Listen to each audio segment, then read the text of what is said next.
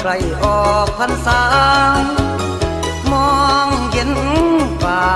ทางอุดรไหลย้อนลงหลุมรู้ตนเด็กหัวใจเสียรักไปนั่งกลุ่มเหมือนเมฆบนมรสุมพัดเป็นปุ่ม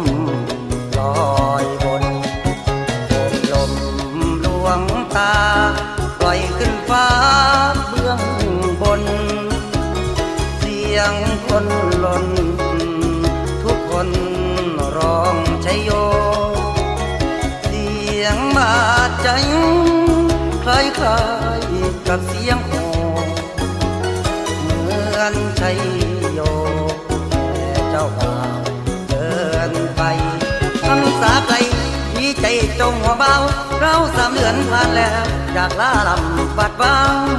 แต่ผู้ขาคนที่ถูกสูญเสียหัวใจเวียสมหงเกิดผู้ปลงปล่อยกันวันสูญสิ้นน้ำตารินจะเข้ามาถึงใครคนรักสุดซึ้งเหมือนดังชีวาไปแล้วน้องก็พ้นวันออกพรรษาไปสู่หน้าบอกหวนมามียิ้มซิมน้องพบแต่รอยยิ้มนอนกินข้าวตามันมาไกล11 ถึงคือว่าน่ายังมีต้นเขาความอารามตาฟ้าครึมสีหัวใหญ่ตะย้อยไหลใจเอ้ยใจคนทุกข์เฮ็ดจังไดสิทนได้ใจเอ้ยใจไปถึงวันพรรษาออกแล้วกล่าวรักเจ้าปีที่แล้วไปวัดพร้อมกัน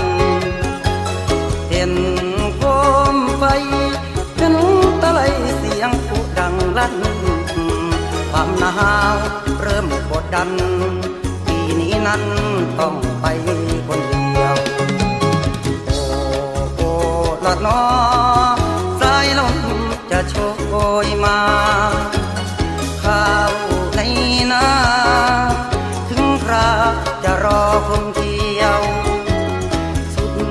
ที่รักเจ้าปล่อยพี่ไว้คนเดียวลืมแม้วันเคยเที่ยว